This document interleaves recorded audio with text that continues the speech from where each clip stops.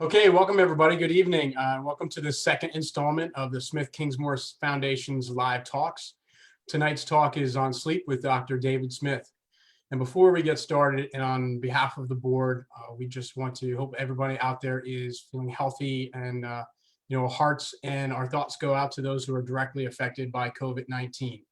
Listen, we will get through this, and we are looking forward to us being together again. We wish you all the best out there. So Dr. Smith is an otolaryngologist, better known as an ear, nose, throat doctor practicing out of Cincinnati Children's Hospital. He's also a sleep practitioner, and he's published works on the circadian rhythm. So welcome, Dr. Smith. Thanks for joining us today. Thank you guys very much for having me. I appreciate it. Great. So let's kick off our conversation with what seems like a simple question, but it probably isn't quite so simple. What is a sleep clock, and why is sleep even important? So I think everybody understands the concept of this clock in our body. We talk about sleep as sort of a representation of our clocks. Everybody has their own individual clock, and that clock does not necessarily match the clock on the wall. And I think the easiest way to understand it is that most people know if they're a night owl or if they're a morning lark. Everybody's different. And so the clocks that exist in our brain are actually everywhere in our body. And so we have these clocks that really dictate what we do on a day-to-day basis. They don't just control sleep, they control a lot of other things. I think people understand, they're sort of at certain time of the day when there is that sleep is a way for our bodies to sort of reset. There are a lot of processes sort of to clean metabolites out, and especially from a mental standpoint, it helps us consolidate memories from the day. So sleep consistently every night is really important for all of us. Yeah, I know when I don't sleep, it's like my Achilles heel. I can't even put sentences and words together. I'm just terrible. I just might as well just skip my day. Yeah, So the older I get, I have a problem doing that anyway. But then when my sleep is bad, it gets like exponentially worse. So yeah, totally. I am with you. So we find ourselves struggling with sleep, and how do we find a sleep doctor, and what do we call it? I mean, I've looked for like a sleep doctor. I don't necessarily know if I'm would be able to find those. How do we find those right doctors? Yeah, so it's a really good question, and it's sometimes difficult. Sleep is an interesting field because you can come from a lot of different backgrounds. So I'm an ENT, ear, nose, and throat doctor, but you can be a pediatrician, you can be an internal medicine doctor, you can be a psychiatrist, an anesthesiologist. Some people specialize in pulmonary and then become sleep doctors. And there are other ones, I don't want to leave them out, but there are a lot. And the point is that you have to do further training after that sort of initial training to become a sleep physician. And so, the reality is most sleep issues are treated by primary care physicians. I think they carry a lot of the burden. And so often I tell people, if you can find a pediatrician or a primary care physician who's comfortable treating sleep issues in the beginning, I think that's totally appropriate. Sometimes sleep problems persist or they become very complicated, and that's the time to sort of pursue a sleep physician. There aren't a lot of sleep physicians, and if you compare it to like the number of patients in the United States, we're not highly represented, and there are even fewer pediatric sleep physicians. And so I feel very lucky to be at Cincinnati Children's because we have a very large pediatric sleep group from a lot of different backgrounds. And I think that's what, makes it such a good place, for me to work, because I have a lot of people with a lot of different insight and different backgrounds. But I think if you are interested in finding a sleep physician, the easiest way to start is just to ask your primary care physician or pediatrician if you could get a referral to a sleep physician. A sleep physician. Okay, great. That helps a lot, actually. So let me ask you a little bit of a personal question. So we have Charlie. Charlie's 8 years old, and there are nights where even at 8 and even now, it's really tough for him to get down to sleep. But I think we have a normal bedtime routine, right? So we finish up our dinner around 6:30 or so. He gets about a half hour of playtime, kind of run around the living room, bounce his ball, play football, whatever, a little bit. And then, of course, he doesn't want to go up to bed, so we'll coax him up with some Skittles or whatever. We'll get him up into the bathroom. We'll get him his iPad for potty time, get into the bath, brush his teeth. And then we'll get into bed, and we'll hand him back that iPad to say, hey, what time to settle down.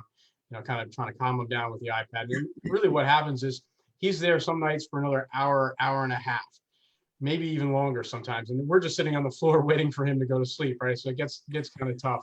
What, are there better things that we should be doing, or, is there anything that we could be doing differently that could help our case here? Yeah, it's a great question. So firstly, I really appreciate that you have a schedule, because the most important thing about sleep, especially for kids, is getting a routine schedule down.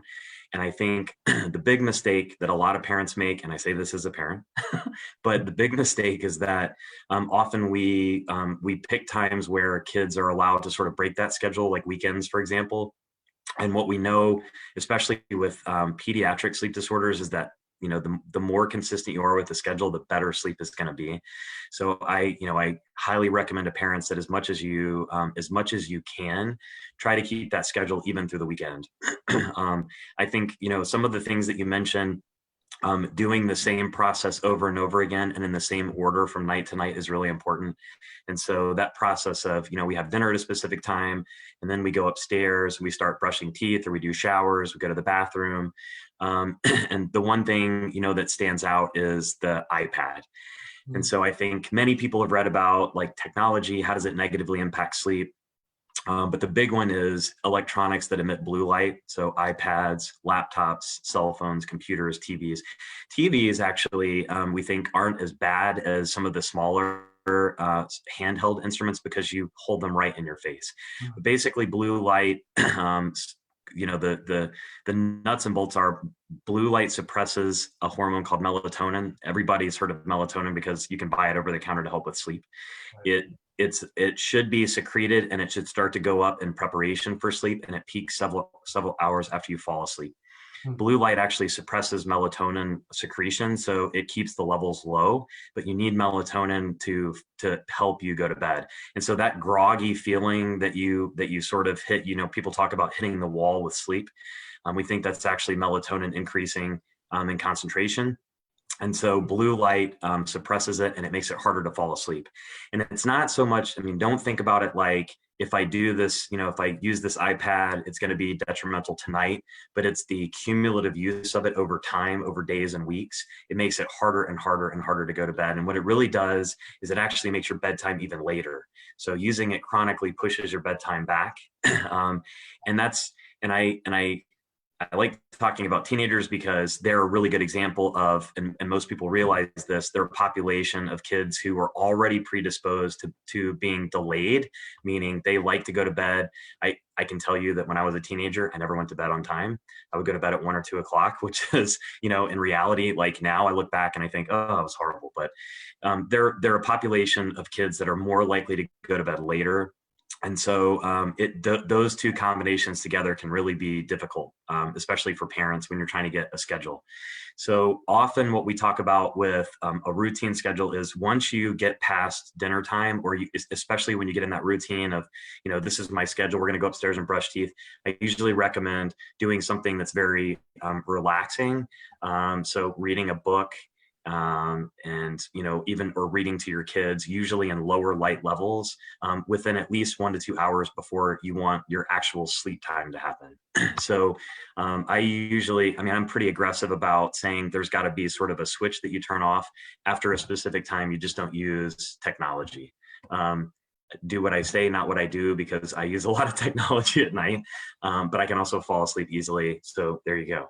But I think you have to, I think that your schedule is good. I think that there are some small modifications that could actually help. The other thing I would mention too is that when you start to, when you use these schedules to help with sleep, you don't expect to see something happen that night. It's repetitive behavior. And so you're doing it consistently to get a good behavior down over time. And so you're not necessarily helping that night, but you're helping, days and weeks from now. So it's more of a marathon change, right? Yeah, it's a marathon. It's definitely a marathon. So I think we talked about this before, but as a surgeon, it's easy. I can always walk in and say, hey, we're going to cut out your tonsils and things are going to be great. But sleep is a very different world. This is a process that takes a lot of time to really help people improve their bedtime. It takes weeks or months. Mm. And especially for kids where, we think that there's a genetic component, and we're obviously going to talk about that with some of the other family scenarios. It's even harder. And so that means that not only is schedule important, but some of the other things that we talk about, like taking melatonin or medications to help you go to bed, or behavioral modification or bright light therapy in the morning. If you stop any of those things, people will see that, now the schedule has started to shift back. And so a lot of it, every kid is different, every adult is different, and you have to figure out what it is that seems to work best for your child, because everybody's different. Everybody needs sort of, different types of therapies to improve sleep. Right. So what about like you talk about the blue light. What about the night shift mode? So the new iPhones and the iPads have this night shift mode that kind of is supposed to limit blue light. I mean, is there a, is that better, or are you saying they don't use really the devices at all for that last hour and a half or so? Yeah, so it's definitely better. And so if you don't have a choice, then I think definitely using the night mode on iPhones, for example, iPads, laptops can be very helpful. Mhm. But we definitely know that it's not as good as not using any sort of blue light emitting instrument. But you mentioned it too, that there are a lot of things that we use to calm kids down. And so any stimulus that sort of ramps up the brain is actually really bad for sleep. I always relate this to adults as, the worst night of the week for sleep is usually Sunday night, because you start thinking about everything that you have to do Monday. And so your brain starts to turn and you're thinking about all the things that you need to get done. And it's the same for kids. If you stimulate them, if they're watching an exciting movie, or you're reading, a suspense, something that really engages their brain, then it makes it harder to go to bed after that. So a lot of people do, I find, use iPads, for example, because they can pull up books and they can read, and it's very comforting.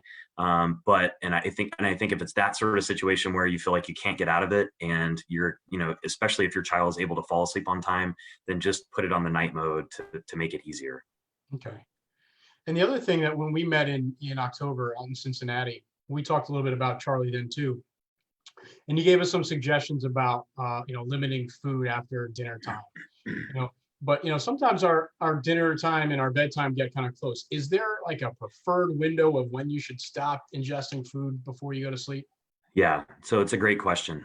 And the most important thing I would emphasize about this clock is that it's, when I speak about this to a lot of families, we talk about generalizations, because, when somebody wants to go to bed is different from person to person. So younger kids, for example, need more sleep, and their bedtime is usually earlier.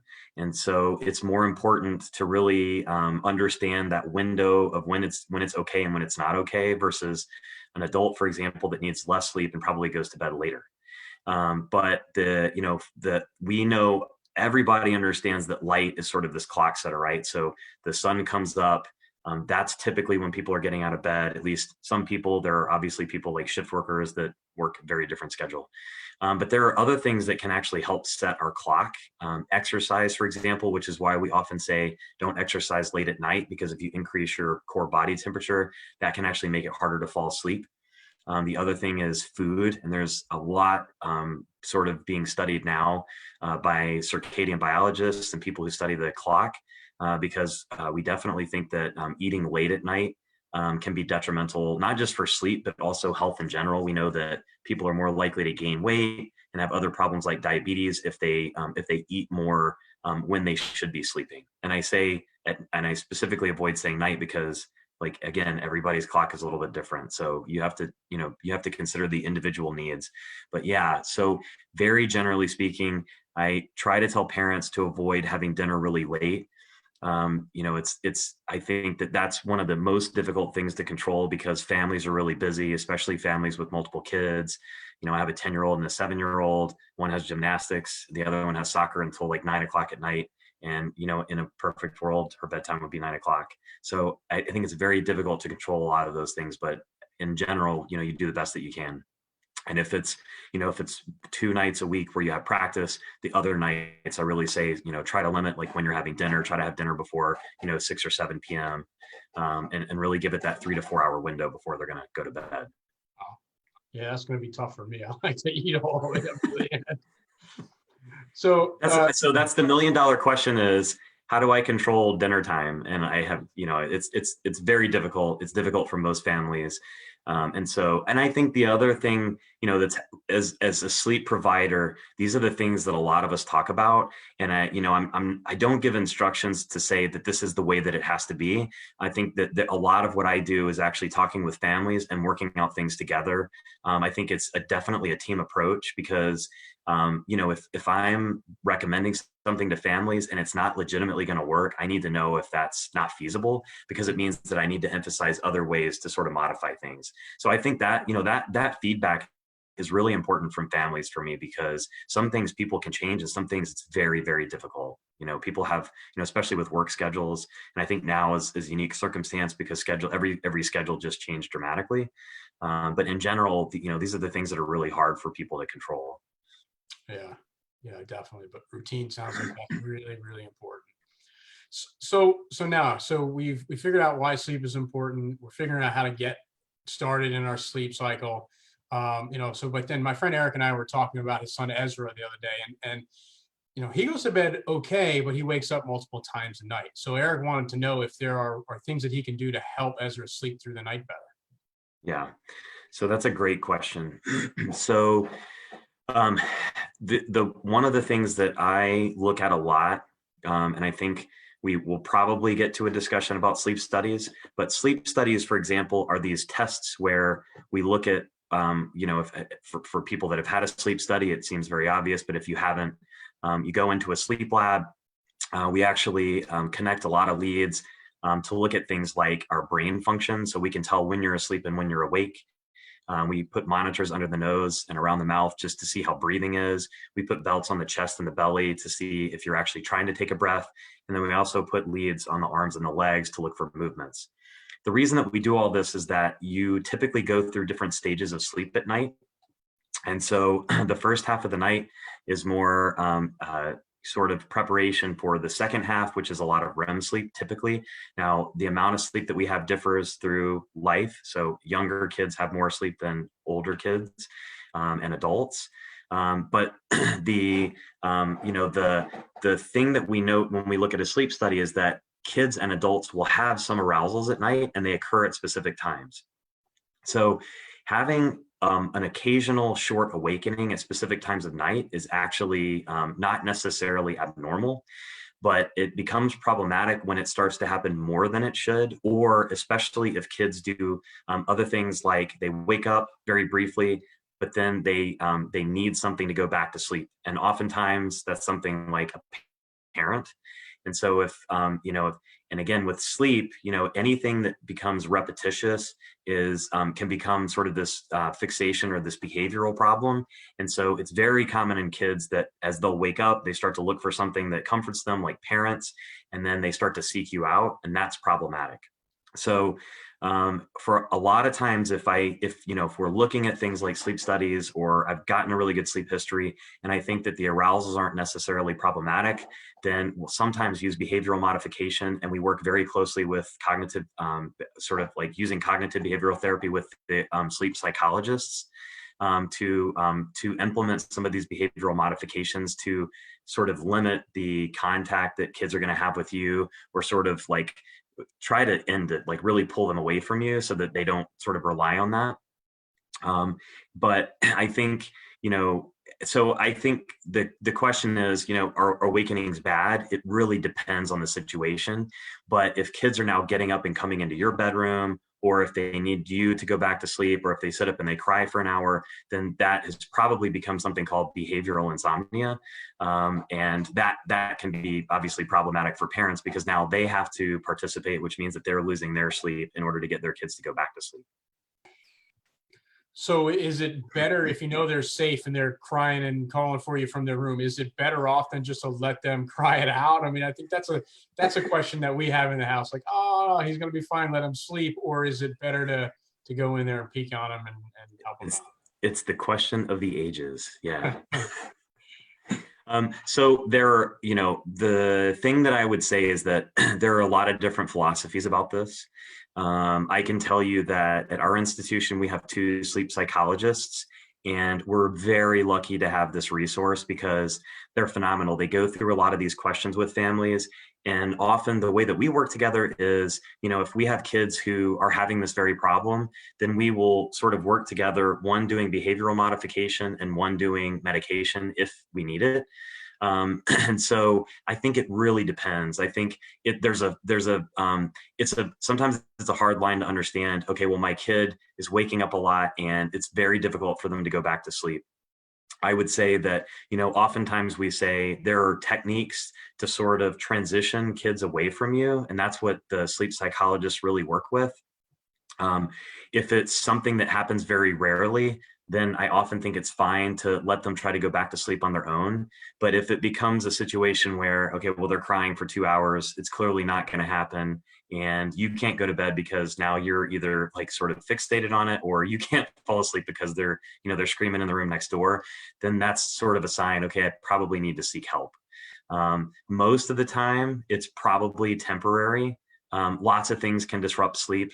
With parents, it's very noticeable that when kids get sick, they get nasal congestion or they get a cough, sleep can be disrupted for days, sometimes even weeks. And that's very common, but that usually resolves. And so I think the most important thing is if you notice that it's different than the way that it's been before, if there's a trend that it's just not the way that you've seen it, then that's usually an indicator that something's going on. So your question was, is it good to let them cry it out? I was intentionally sort of sidestepping that because I think that in some situations it's okay to let kids try to cry it out. But I think, parents know their kids sleep better than anybody else. And I think, when I tell parents that if you feel like something is wrong, it probably is wrong. I mean, you go with your gut. And if you feel like it's just different than the way that it's been, then that's probably a reason to ask the pediatrician about it. Or if it's becoming very problematic, as we have, obviously, we have quite a few families that we've worked with, that they end up pursuing, sleep physician to talk about these things. Okay, so my friend Jessica, and you started to touch on this already, but my friend Jessica wanted to know, her son JJ, gets to sleep, but he's a guy who's going to wake up every night all the time, and they work to try to help him with with different medications, working with doctors, and he's just a child that's going to continue to wake up. But she wanted to know, are there reasons? Can you tell us? You started to touch on a little bit about nasal congestion and things like that, but what are the main reasons why children actually wake up in the So I would say the most common reason is that every kid has some arousals. And so most of the time when kids are waking up, you don't notice it at all because you're asleep and they go back to sleep very quickly. If you're noticing it, it's because something else has happened. And I think, as an ear, nose, and throat doctor, I see kids with, stuffy noses, allergies, nasal congestion, sometimes lower respiratory tract infections. And those are very commonly called sleep problems, but they're usually temporary. Again, they usually last days or weeks, and then they resolve, they get better. There are lots of things obviously that can impact sleep.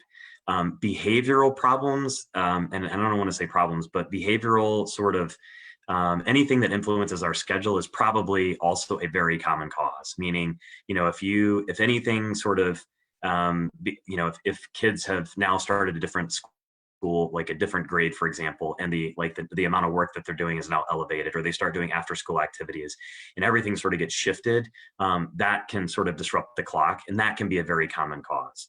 And I think, if the sort of the extreme is we have some, we obviously have seen quite a few kids at Smith-Kingsmore that have some pretty significant sleep problems. And that is, at least what we think for some of these families, there's a genetic reason. So it's related probably directly to the issues involved with Smith-Kingsmore. And so those can be much, much harder to treat. But I would say that it doesn't necessarily have to be a kid with Smith-Kingsmore. I've seen, otherwise healthy, teenagers that have presented to my sleep clinic that have been completely nocturnal, meaning, they want to go to bed at 4 or 5 or 6 o'clock in the morning. And so there are lots of things that can impact sleep. And the reality is, many adults are okay with their schedules, but it's much harder for kids because they have to sort of follow the schedule that we have. And a lot of that is dictated by what happens during the day. So, they have to be up at a certain time and go to school. They have to obviously go to bed at a specific time so that they're getting the amount of sleep that they need. So a lot of things can influence it. I think it's a really broad topic. So let's talk a little bit about the most extreme case. So we're talking with Kristen about her son Jack, and Jack went through a long period of time. And I think you know Jack a little bit too. I think Very well. Good. Okay, so he went a long period of time with only sleeping maybe an hour or two a night for a long period of time. I can't even imagine how difficult that would be as a parent to get no sleep, right? So what do you do in those extreme cases where you're just not sleeping no matter what you've done? Yeah. So for parents, because this is a two-part question. So for parents, the question is, what can parents do to help things? So in many situations, it's very difficult. I think for, specifically for parents, I always say, if there's a way for you guys to get sleep at all, meaning sometimes it's, splitting shifts. So one parent stays up one night and the other parent is getting maybe a night of rest. If that's possible, I know that that's not always possible, but sometimes it is, because sleep for the parents is just as important. It's like you have two jobs, right? You've got to take care of your kid, and you also have work that you have to do outside of that. And so sleep is especially important for you because you can't function for either one of those if you're sleep deprived. If there are other means, if you have, family that's close, or if you have babysitters that even could maybe watch a kid for one night, maybe it means that you try to get away for a weekend, just to get as an escape. I think more important, the things that we've talked about, if it's really problematic and you can't get it under control, especially with conservative means, then it's really important that you pursue talking to a sleep physician. So I think from a parental standpoint, I really emphasize, don't sit on this. Don't think that this is a minor problem, because what happens if you lose sleep for a long time. Everything gets worse. Pain gets worse, anxiety gets worse, depression gets worse, and it builds, and it's a very difficult thing to treat once it's been there for a long time. So the minute you notice it, or the minute it's become problematic, that's when you should start seeking help. Okay, so you've kind of touched on this a little bit before too. You mentioned a sleep study. Is that appropriate in these types of situations? Like, do we go in for a sleep study, and what exactly is a sleep study? Yeah. So a sleep study is so for sleep physicians, it's probably one of the most common diagnostic tests that we use. I think many people know about sleep studies in regards to trying to find out whether or not a child or an adult has obstructive sleep apnea, which basically just means that you have these episodes where your airway sort of closes off at night and you can't breathe. Yes, the sleep study is very common to look for things like sleep apnea. But the sleep study, as I've mentioned before, gets a lot of other information. And so we really use it to rule in or out other sleep disorders that we think might also be causing awakenings at night. And so sleep apnea, for example, can cause sleep fragmentation. It can disrupt your sleep. And that's why one of the very common symptoms in adults with sleep apnea is that you're sleepy during the day, you're more likely to fall asleep at work. And so kids sometimes are the same way. Sometimes they can be very sleepy during the day, but sometimes they can become hyperactive. And so the sleep study gives us information about apneas, like in sleep apnea, but can also give us information about other sleep disorders like restless leg syndrome, or other problems with sort of, that sleep fragmentation where kids are just waking up a lot. So the reality is lots of different things that can contribute to sleep fragmentation, and that's what the sleep study helps us with. I think that, sleep, anytime a kid has any sort of symptoms of possible sleep disorders, and that could range from, snoring, pauses in breathing at night, but it could also be other things like, my kid's very restless, they move around a lot, they move constantly, they pull the sheets off the bed, or the complaints that you've talked about, they get up in the middle of the night, they come into my bedroom, and then when they get in there, they don't stop, they keep moving, or other issues like, they're very sleepy during the day, or you've gotten reports that they've fallen asleep at school, or their behavioral changes. And I think teachers usually are very aware of this and usually communicate very well with parents, that, like, I don't know, mood's been really bad. There's been a lot of anger, depression, redirecting has been difficult. There's been problems with focus. All of those things to me are indications that a sleep study could be warranted. And so a sleep study is not just about sleep apnea. It's really about looking at any kid that seems to have a sleep disorder, or especially some daytime symptoms too. Okay, that spawns a bunch of follow-up questions that I have for you. But first, I'm gonna switch over to Patsy. Had a question. I'm just gonna take a read off the screen here too. Yeah. So her son Archie just recently had an EEG done. It was looks like a 2-night and 3-day EEG done, and they picked up no REM sleep at all during that sleep study. She wants to know if you've seen that before in other patients, and what does it mean? So that's a great question.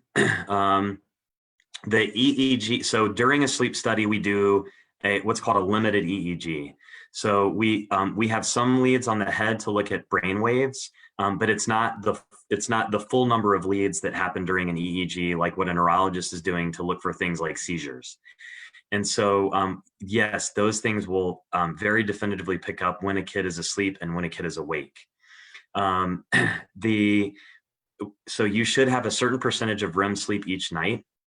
And if you don't, it could suggest that there's a sleep disorder. It's hard for me to say specifically with just, that information without putting a bigger picture together. But if a kid comes into the hospital and they don't have good sleep, there's always a question of, is it because they just had disrupted sleep because they were in a hospital setting, which sometimes is not enjoyable for kids. Sometimes it's not enjoyable for adults either. Or is there some other reason, like a legitimate sleep disorder causing this disruption? It's very, we talk about the need for REM sleep to survive. So, we do think that you have to have some kind of REM sleep, but there are patients that go through different phases. And so you had mentioned Jack before. When I first saw Jack, he was having days where he wasn't sleeping at all. And so we do see this with some kids, and I've definitely seen this with kids that have Smith-Kingsmore. And that's, to me, would be a pretty strong indication that the sleep needs to be evaluated. And so I don't know if that, I think that there are probably a whole bunch of other questions that I would want to ask, like, are there nights where there's good sleep? Are there nights where there's really bad sleep? Is it cyclical? Does it change? And, a lot of the other things that I would want to know about are things like, how long has this been going on? What other medications are you taking? Because sometimes medications can be good or bad for sleep. And in Jack's case, for example, that we were basically, this was a trial on rapamycin, and rapamycin was one of the things that could improve or disrupt sleep depending on the dose that we're using. And so a lot of kids that are on medications for behavior, for example, can impact sleep. And so a lot of the tricyclic antidepressants and SSRIs, as an example, there are lots of them, but medications, for example, sometimes can change the amount of certain stages of sleep that you have. And so there are a lot of different factors that could weigh into whether or not you're having REM or no REM. And so that's, it's sort of a tough question to answer in a very short amount of time. But if they didn't see REM sleep, then I would definitely say that's a good reason to, probably talk to a sleep physician, or at least talk to the neurologist about it. Thanks. I'm sure Patsy appreciates that. But you got me a little concerned, right? So if Charlie needs to go into a sleep study, he has severe sensory issues, right? And Yeah. it would be really, really difficult to get leads put on his body anywhere. So if we end up having to go that route, what do we do? I mean, are the sleep studies and those sleep centers ready and prepared to handle children like this, or should we tell them up front, or should we not tell them up front, fear of them not wanting to take us? What do we do? Yeah. So that's a great question. Don't ever be afraid to give information, especially to physicians, because like I said, I mean, the reality is when it comes to sleep, I cannot emphasize this enough. I think we'll probably talk about some main points at the end, but there is no information that is unimportant to me. Parents know their kids better than anybody else. And how well I can treat a patient, especially a child, can be dramatically improved if I get more information from parents. And so it's a great question about sleep studies. What I would say is there are adult sleep centers and pediatric sleep centers. There is a different criteria for scoring sleep studies for children. And pediatric sleep centers typically use this protocol to score sleep studies. I typically recommend that if you're taking a child in for a sleep study, you should definitely go to a sleep center that's comfortable either seeing kids, even if they treat adults. If they see a lot of children too, it's fine. Or seek out a pediatric sleep center that has a lot of experience, especially with kids that maybe you think might not be able to tolerate a sleep study. At Cincinnati Children's, for example, we do about 3,500 pediatric sleep studies a year, so we're a very busy center. We have a lot of kids that have sensory issues, a lot of kids that have genetic syndromes. And so we have a lot of experience working with families on ways to improve the likelihood that they're going to tolerate sleep studies. Just as an example, there are certain medications that we don't think will necessarily impact the results of the sleep study. And so for a lot of families, I'll give kids a sort of a one-time dose of a medication to help them fall asleep if I think it's going to be a problem. There are other ways too. Normally when a kid comes into the sleep study, we'll connect the leads and then watch them fall asleep. But some parents say, you know what, if you try that, like you're going to get punched in the face.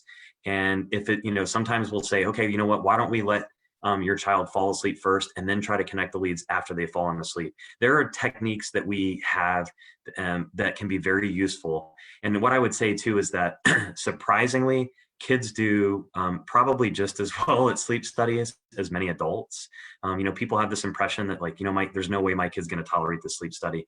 And sometimes that's true, but most of the time kids actually do really well. When we talk about how well kids tolerate sleep studies, I always talk about Cpap. Cpap is the mask that you wear for sleep apnea. Everybody's seen commercials. I wish that I had developed a Cpap machine earlier in my life, but I wasn't that intuitive. And so now I don't have any stock in it. But, if you look at the studies for use of Cpap by adults, about 50% of adults will tolerate Cpap. And very surprisingly to most parents, about 50% of children will wear Cpap. So, I use that as a comparison because a lot of families think that kids won't tolerate these things, but they actually do really well. But I think if you feel like, your kid is not going to tolerate it, just talk to the sleep physician because that information is really, really helpful. And there are a lot of things that we can modify potentially to increase the likelihood that they tolerate a sleep study. I would also say too, that there are other studies that we can use to supplement. They're not as helpful, but I think it depends on the sort of information that we want to get. But there are a lot of different ways that we can get this information. Okay, that eases me a little bit. Hopefully, if we're in that situation, they'll be able to use those techniques and get Charlie going, because that's definitely a concern for us. But let me switch gears on you a little bit, and let me be a little selfish at the moment, if you will, right? So many of us parents, we are dealing with these sleep issues with our children, and what happens is we don't sleep and we don't get consistent sleep. What advice can you give us zombie-like parents who aren't getting any sleep on any type of consistent basis? As a parent who doesn't necessarily have perfect sleep, I can relate. I think, so I would say that life in general can be very complicated for sleep. And we all know that, right? I mean, many of us, use our phones up until bedtime, sometimes in bed. And, typically for adults, adults require about 7 to 8 hours of sleep. And it sort of goes up as you look at younger and younger groups. So teenagers typically need, we say, about 9 to 10 hours of sleep. And then even younger kids, 8 to 10 hours of sleep. And then school age children really need anywhere from 9 to 11 hours of sleep. So it's very hard sometimes with kids, especially kids that have sleep problems, because you spend a lot of your night trying to work around that. And then what ends up happening afterwards is, after you finally get your kid to sleep, you're trying to catch up on things that you need to do during the day. And it's difficult, right? It's very hard to work around that. So I think, first and foremost, if your kid is having sleep problems and it's impacting your sleep, then really, really try to stick to rigid schedules. And if you feel like you've done that and it's still not helping, then the next best thing you can do is to seek out help. Pediatricians are sort of, again, the front line. They're fantastic. They deal with sleep issues a lot. And so talk to the pediatricians or the primary care physicians about ways to improve things. And don't sit on it. I mean, I think the worst thing that you can do as a parent is sort of, hope that it's going to go away and then wait too long, because sleep issues sometimes progress and they typically get a lot harder to treat over time. And I think if you're, in a situation where, you're in the midst of seeing a sleep physician and working on sleep schedule, but it's going to, and you've been told that it's going to take time, months to figure this out, then I think you go back to those resources that I'd mentioned before. Is there anything possible that you can do just to take a step back and help with your sleep? Can you sort of divide and conquer with a partner? Do you have other people that could watch your kids certain nights? I think all of that is really helpful. But first and foremost, I would say, make sure that you talk to somebody about it if it's become a problem. Okay, so what about the idea of, the weeks are long, but I'll be able to sleep in on the weekends and catch up? Is there any truth to being able to catch up on sleep? Um, generally speaking, we used to talk about sleep as a thing that you could catch up on the weekends. So if you had, 5 or 6 nights that were really rough, but you knew, okay, well, Saturday, I'm going to get, 12 hours of sleep and I'm going to feel fantastic. We just don't think that that's so true anymore. It's certainly true that if you get more sleep on the weekends, you feel better because you're actually getting the sleep that you should be getting. But the problem is, I had mentioned at the very beginning that one of the things that sleep helps us with is sort of, flush out metabolites and toxins and sort of reset our brains.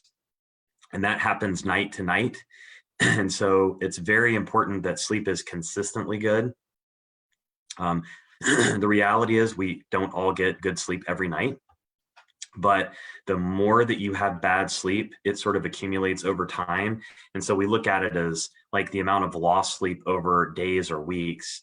And we don't really look at it like you're going to catch up on sleep on the weekends. So I think, again, the best thing you can do is sort of maintain that schedule. Okay, and I know you mentioned this before, but would you mind just repeating how much sleep you think an adult needs versus the teenager who never seems to sleep at night and so always asleep in the day, versus my middle schooler versus my grade schooler? What does that look like again? Yeah. So in general, adults need about 7 to 8 hours of sleep. And what we know from adults is that if typically if you sleep around 30 minutes less than what we say is recommended, so if you're sleeping 6.5 hours or less, you're going to be symptomatic from it. And so teenagers typically need about 8 to 10 hours of sleep. So they actually need more sleep than adults. And again, that's, a unique population because teenagers are more prone to being delayed. So they're more prone to going to bed later at night, right? So 1 to 2 hours. I mean, so let's say they go to bed at 1 to 2 a.m., but then they have to get up at 6 or 7 a.m. for school. So they're probably getting about half of the sleep that they need each night, which is very dramatic, right? It's far less than the 30 minutes that they're going to be symptomatic from. School age kids, we think typically need about 9 to 11 hours of sleep. And then of course, as you go back, let's say newborns, are going to spend 50% or more sleeping, right? So the amount of sleep time varies through life, but typically in adulthood, you need 7 to 8 hours of sleep, and that continues, even into your 60s, 70s, and 80s. Okay, it's just interesting to hear you talk about sleep and lack of sleep and being symptomatic. And I don't think that's a way I've really ever thought about it, but that's truly what happens. Certainly when I don't sleep, I really struggle with language and with coordination. I mean, I guess that's to be expected. And something as short as being 30 minutes off, you can truly see an effect even in 30-minute difference. Yes. Yeah, I mean, so sleep it's hard to sort of encompass how significant sleep is for our physiology. But we know, for example, sleep fragmentation can be associated with a lot of bad outcomes. So cumulatively, if you don't sleep well, especially if we look at, populations like shift workers, if you consistently get poor sleep, you're more likely to have things like heart disease, metabolic disease like diabetes. And so it can be very detrimental. And so I think I think this is why it's very important when I talk to families, what we emphasize for kids is just as important for adults. And the reality is, like I mentioned before, adults are, providing not just for their kids, but, they have other duties during the day as well. And so I think it's very important to have that conversation with parents and talk about ways to improve, sleep for parents, not just kids. Oftentimes, when people come to a sleep clinic, especially parents, they're usually at the point where they say, oh, my kid's got really bad sleep. But now it's a problem because, they come in my room and they kick me all night and I don't get to bed, or I spend half of my night trying to get them to go back to sleep. And that's usually when it's become very noticeable for parents. So it's, I really can't emphasize how important it is for parents to make sure that they're getting the sleep that they need to. Yeah, awesome. So let me take a look here. We do have a question from the audience. So let me just take a read on this for you. This comes from Emma Jade. She's wondering about naps. She says, my son is clearly tired from the moment he wakes up in the morning. However, he typically will only nap for about 10 minutes. As an infant, he would only nap 2 to 3 minutes at a time. So he's slightly improved. I would love some insight. So how old is he now? She doesn't say. Older than an infant. I know that. Nap. It's a good. So in general, it's a good question about naps, because younger kids, for example, kids that are in kindergarten and even sort of like first and second grade, sometimes they're like different sort of grades for different states and different counties. But for the most part, kindergarten and first grade still institute naps. And so usually kids that are around 4 or 5, for example, probably still need 1 nap a day. We typically say it's going to be 1 to 3 hours. But as you get older, especially when you transition, so now you're in the 3rd grade, the 4th grade, the 5th grade, they're going to do away with naps, because typically, that's the transition period for kids where they shouldn't be getting naps during the day. The reason for that is that if you have long naps during the day, you actually pull from the sleep that you should be getting at night. And so a lot of times when I'm giving advice to families about ways to improve, especially sleep onset time, I find that teenagers, they're not getting the sleep that they need at night. They feel really tired during the day. They come home at 3 or 4 o'clock, and then they go upstairs and they fall asleep for 2 hours. And then they wake up and they do their homework. They watch TV, whatever, and then they find that it's really hard to go to bed. Some of that is actually the nap, and it's actually pulling some of your sleep inertia from the night. And so I'm very specific when it comes to recommendations about naps. I think that naps can be useful. We talked about this thing, everybody knows about power naps, laying down for 15 or 20 minutes, and you're sort of limiting the time so that you don't go into REM sleep. But it can actually be really detrimental to take long naps in the afternoon.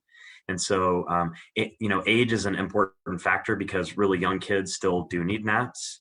And kids will often transition between taking 1 to 2 naps a day to maybe 1 nap a day, and then not doing naps at all. But definitely, if and that's sometimes an indication for a sleep disorder. If a teenager comes in, or a school age kid comes in, and they say, yeah, my we have to take a nap, or I find that they're taking a nap for a long time in the afternoon, that's not a good sign necessarily. So I think age is a factor. Naps can be useful, but I'm very, very cautious about sleeping too much, especially in the afternoon. Okay.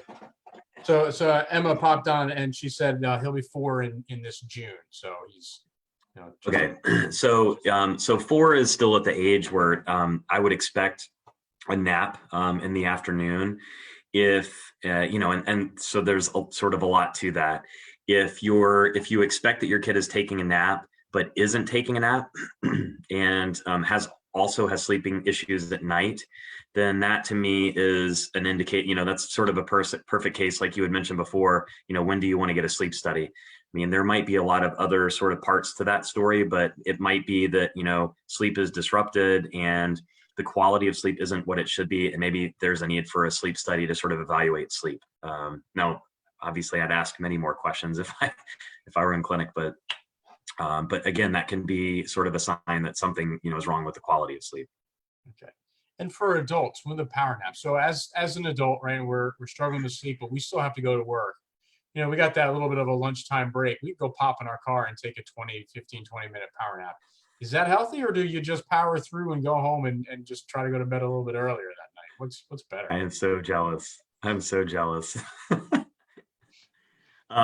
So no, I mean, these afternoon siestas, they can be based on something that can be healthy. I think even for adults, the question is, over a 24-hour period, how many hours of sleep are you getting? So if you find that you sleep 7 hours at night, and you go to work early in the morning, you feel fairly tired early afternoon, and you have the opportunity to lay down for 30 minutes and fall asleep, that's not necessarily a bad thing. If you find that you can still fall asleep on time at night and still get the other, let's say 7 hours of sleep at night.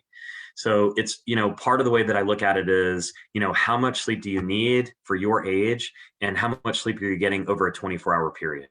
And if you are able to do that, then it's probably fine. But you're going to know if it's a problem, because if you can't go to sleep on, at the normal bedtime, then maybe it means that you shouldn't be taking those naps. But if you can take a short nap and you still get your other sort of 7 hours at night, it's fine. But obviously, we know that if you sleep too much, so the flip side to all of this is, if you're a person that sleeps 10 or 11 hours at night, that can actually be sometimes detrimental too. And so there's sort of a sweet spot where you're going to feel the best during the day. And it's hard for, sometimes people to figure that out. But yes, there is something to a power nap. I think if you use it correctly, it's okay. It's just that oftentimes it's not used correctly. I'm still jealous. Doesn't happen often, but yeah, I listen, when I get really frustrated with my kids, I always say, you have no idea how lucky you are to get a nap. It's like gold, right? Like I would trade it in for currency right now. Yeah, no, absolutely. Listen, Dr. Smith, I really appreciate, we've taken up a lot of your time. I really appreciate you spending time with us tonight. I want to No ask problem. you, right, if there are three things that we remembered from this talk that would be really beneficial, what would you want those three things to be? So I think the first one is sleep is really, really important. I think especially, I think this is sort of to the whole Smith-Kingsmore group. I think the families have been dealing with a lot. There's a lot on the plate. You're seeing a lot of physicians sometimes. And I think that sleep sometimes gets put to the back burner, like it does in many other situations in life. You sort of, you forget about how important it is. I cannot emphasize enough that sleep is really, really important for kids and for families.